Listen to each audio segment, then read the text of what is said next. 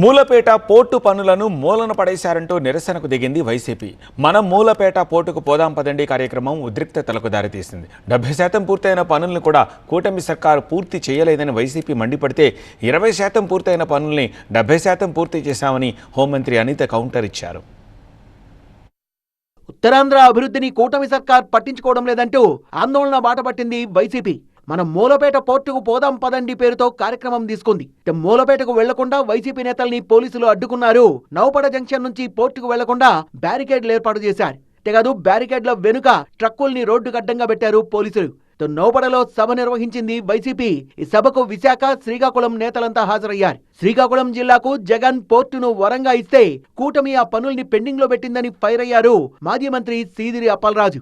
కింజరాపు రామ్మోహన్ నాయుడు గారు, మరాగరే కింజరాపు అచ్చెన్నాయుడు గారు, ఈ ప్రాజెక్టు చంద్రబాబు గారు చల్లవల్లే జరుగుతా ఉందని చెప్పడం మీ యొక్క దివాలా కోరు రాజకీయానికి ఇది నిదర్శనం అని కూడా ఈ సందర్భంగా మీకు అందరికీ గుర్తు చేయదలుచుకున్నాను. నేను 50 సంవత్సరాల నుంచి వింటున్నా, నేను పుట్టుక ముందు నుంచి వింటున్నాను. ఇక్కడ ఏదిరా పోర్ట్ అంటే కేవలం మాటల మీద, కేవలం కాగితాల మీద, కేవలం సముద్ర అలల మీద పోర్టు తప్ప దాన్ని నిజం చేయలేకపోయారు.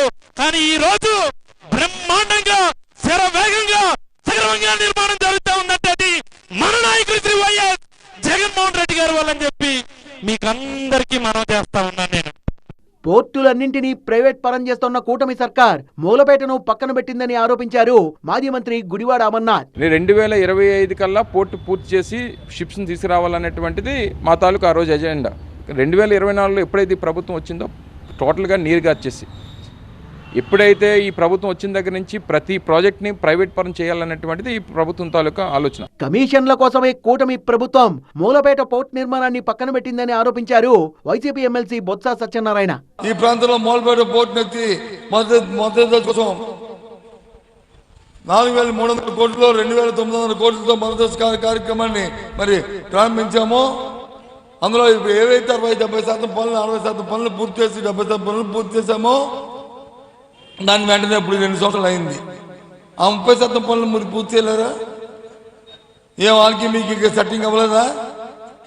వాళ్ళకి మీకు ఇంకేమి కార్యక్రమం జరగలేదా? దేనికోసం వెయిటింగ్? దాంట్లోనూ కార్యక్రమేనా?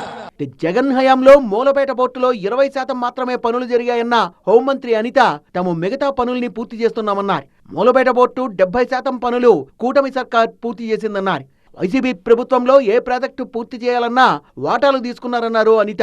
గవర్నమెంట్ లో ఉండేటప్పుడు వాళ్ళ 5 సంవత్సరాల గవర్నమెంట్ లో ఉండి కేవలం నాకు తెలిసి 17 to 20% మాత్రమే అక్కడ ప్రజలకి ఉపయోగపడే పరిస్థితి ఉంది. కాబట్టి దాన్ని ఇమీడియట్ గా మేము ఈరోజు 70% వరకు కంప్లీట్ చేసింది మేమా కాదా అన్న సంగతి ప్రజలకి తెలుసు, మీకు తెలుసు. ఈ రోజు అప్రోచ్ రోడ్స్ కానివ్వండి, కనెక్టివిటీస్ కానివ్వండి, అప్రోచ్ కనెక్టివిటీస్ కానివ్వండి, ఇవన్నీ కూడా రీసెంట్ గా పైలట్ ప్రాజెక్ట్ కింద ఒక బోర్డుని కూడా అక్కడ తీసుకొచ్చి కూడా చేయడం జరిగింది. మూలపేట పోర్టు విషయంలో కూడా గౌరవ ముఖ్యమంత్రి గారు ఎలాగా పనిచేశారో మీకు తెలుసు. రేపొద్దున భోగాపురం ఓపెన్ చేసిన తర్వాత కూడా అది ఇలాగే మాట్లాడతారు.